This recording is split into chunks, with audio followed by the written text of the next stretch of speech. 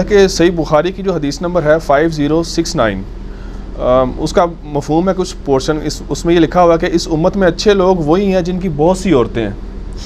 تو اس کی ذرا ایکسپلینیشن کر دیں ذرا.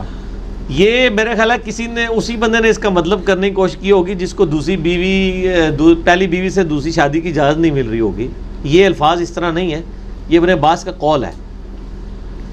وہ اصل میں شادی کی ترغیب کے اوپر بات کر رہے تھے. وہ تو بخاری مسلم میں حدیث ہے, آپ پتہ نا 3 لوگ آئے نبی علیہ السلام کی خدمت میں, آپ موجود نہیں تھے, تو آپ علیہ السلام کی عبادت کے بارے میں امہات المومنین سے پوچھا. امہات المومنین نے بتا دیا کہ آپ ایک نارمل انسان ہیں, رات کو سوتے بھی ہیں, بیویوں کے پاس بھی جاتے ہیں, باقی معاملات بھی کرتے ہیں. ان تینوں میں سے ایک نے کہا کہ میں تو شادی نہیں کروں گا, پوری زندگی اللہ اللہ ہی کروں گا. دوسرے, یہ بخاری مسلم دونوں میں, نکاح والے چیپٹر میں آپ کو شروع میں مشکات میں بھی یہ حدیث مل جائے گی. دوسرے نے کہا میں روزانہ روزہ رکھوں گا. تیسرے نے کہا میں روزانہ پوری رات عبادت کروں گا. اور پھر انہوں نے کہا نبی علیہ السلام تو بخشے بخشائے, ان کو تو زیادہ عبادت کرنے کی ضرورت ہی نہیں ہے, ہمیں تو ضرورت ہے. یہ بات کہہ کے وہاں سے چلے گئے. نبی صلی اللہ علیہ وآلہ وسلم تشریف لائے تو آپ کو بتایا گیا اس طرح 3 بندے ملنے آئے تھے, یہ کر کے گئے. آپ جلال میں آپ فرمایا بلاؤ ان کو, وڈے نیک بندے نے, اے بریکٹش, وہ آپ کو آگے غصے کے اظہار سے پتہ چلے گا. آپ نے فرمایا میں تم سے زیادہ اللہ کا تقوی رکھتا ہوں, تم بہت نیک بندے ہو. یہ بریکٹ میں ترجمہ ہے اسی بات کا, ٹھیک ہو گیا. آپ فرمایا دیکھو میں تم سے زیادہ اللہ کا تقوی رکھتا ہوں, میں نے شادیاں بھی کی ہوئی ہیں, میں رات کو سوتا بھی ہوں, نماز بھی پڑھتا ہوں, میں روزے نفلی رکھتا ہوں, چھوڑ بھی دیتا ہوں, اور نکاح میری سنت ہے. النکاح سنتی فمن رغب عن سنتی فلیس منی. نکاح میری سنت ہے, جس نے میری یہ سنت چھوڑ دی اس کا مجھ سے کوئی تعلق نہیں.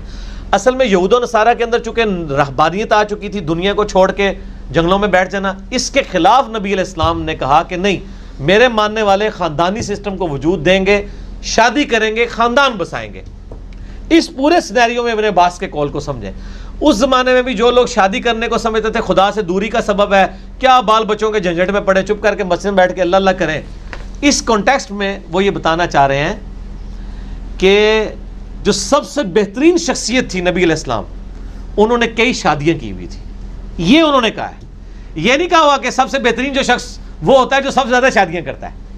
انہوں نے کہا کہ سب سے بہترین شخص یعنی محمد صلی اللہ علیہ وآلہ وسلم, یہ تو ان کی سنت ہے, انہوں نے تو اتنی شادیاں کی ہوئی تھی. یعنی بہترین شخص نبی صلی اللہ علیہ وآلہ وسلم, ان کی سنت ہے شادی کرنا. انہوں نے یہ نہیں کہا کہ زیادہ شادیاں کرنے والا شخص بہت بہترین ہوتا ہے, انہوں نے کہا جو سب سے بہترین تھا نا اس نے بھی شادی کی ہوئی تھی. النکاح سنتی فمن رغب عن سنتی فلیس منی. پھر دوسرا میں یہ پوچھتا ہوں کہ یہ نبی علیہ السلام کی سنت میں صرف یہی رہ گیا؟ میں نے تو کسی کو نہیں یہ بیان کرتے ہوئے سنا کہ سب سے بہترین شخص وہ تھا جس کی بیٹیاں ہی بیٹیاں تھیں, تو لہٰذا بیٹیاں ہونی چاہیے بندے کی, بیٹے نہیں ہونے چاہیے. نبی علیہ السلام یہ تو کبھی کسی نے نہیں, آپ تو بیٹوں کی دعائیں کرواتے پھرتے. نبی علیہ السلام کی بیٹیاں تھیں نا, بیٹے تو بچپن میں فوت ہو گئے نا, 4 بیٹیاں تھیں نا, یہ تو کسی نے نہیں کہا. ٹھیک ہے, تو یہ ہم عرض ہی کر رہے ہیں, اگر ابن عباس زندہ ہوتے تو ان سے بھی ریکویسٹ کی فارم میں کرتے کہ حضور یہ بھی ساتھ ذرا ارشاد فرما دیں کہ سب سے بہترین شخص وہ ہوتا ہے جس کی بیٹیاں ہی بیٹیاں ہوں. یہ تو کوئی نہیں ہے کیونکہ نبی علیہ السلام کی بیٹیاں تھیں. اچھا, پھر اس سے بھی آگے سب سے بہترین شخص وہ ہوتا ہے جو 3 مہینے تک جس کے گھر چولہا نہ جلے, کیونکہ نبی علیہ السلام کے گھر نہیں چلتا تھا, بخاری مسلم میں آتا ہے. تو سر یہ تو کوئی ہمیں روایتیں نہیں مل رہی ہیں.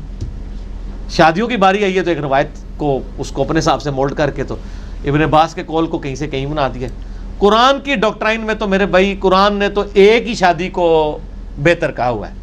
کوئی قرآن میں سورۃ النساء میں واضح آیا کہ اگر تمہیں خدشہ ہو کہ تم انصاف نہیں کر سکو گے تو ایک پر اکتفا کرو. خدشہ ہو انصاف نہیں کر سکو گے تو ایک پر. تو قرآن نے تو بیسیکلی یہ جو 4 شادیوں کی اجازت ہے, حکم نہیں ہے کہ کرو لازمی. یہ کس معاشرے میں ہے؟ اس معاشرے میں جدھر لوگوں نے بے شمار شادیاں کی ہوئی تھی. یہ 4 کے اوپر ان کو ریسٹرکٹ کیا ہے کہ یار اتنی شادیاں نہ کرو, 4 ہی کرو. یہ کم کروائی گئی ہیں. یہ نہیں ہے کہ ان کی ایک بیویاں تھیں. صحابہ میں سے کوئی بھی نہیں جس کی ایک بیوی ہو. عرب کے لوگ تو آپ کو پتہ نا گرم مزاج, پھر عورتوں کے بھی بڑا مطلب وہ ان کا ایک رجحان تھا عورتوں کی طرف, تو بے شمار شادیاں کرتے تھے. ان کو ریسٹرکٹ کیا تھا کہ 4 تو آگے نہیں پائی کرنی. یہ نہیں کہا گیا کہ ایک کرتے تھے ان کہا گیا 4 کرو. وہ 40-50 کرتے تھے, ان کو 4 پہ لایا گیا. اس لیے قرآن کے الفاظ ہی دیکھیں کہ اگر تمہیں خدشہ ہے تو ایک پر اکتفا کرو. قرآن تو ایک کے اوپر. اور میں تو یہ سمجھتا ہوں جو لوگ دعوت و تبلیغ کا کام کرنے والے ہیں, دین کے ساتھ جڑے ہیں, ان کے لیے تو ایک نبھانی بھی مشکل ہو جاتی ہے. ٹھیک ہے, تے جائے کہ وہ باقی علماء جو ہیں وہ تو نبھا سکتے ہیں جی, کیونکہ انہوں نے دین کا کام نہیں کرنا ہوتا, فرقے کرنا ہوتا ہے. تو وہ پہلے شاگرد بناتے ہیں, بعد میں شادی کر لیتے ہیں, اور پھر سلسلہ, پھر وہ کلپ بھی چاہتے ہیں میری پہلی شادی کس طرح ہوئی, میری دوسری کس طرح ہوئی, میری تیسری کس طرح ہوئی. وہ تیری ہوئی ہے, اللہ کے بندے اپنے کول رکھ. ٹھیک ہے, تو لوگوں کو دستا پھر رہے. ٹھیک ہے نا, دین کا مسئلہ لوگوں کو بتائیں. ٹھیک ہے, اگر کوئی کر سکتا ہے ضرور کریں, ہم تو نہیں کہتے حرام ہے, قطعاً نہیں کہتے. ٹھیک ہو گیا.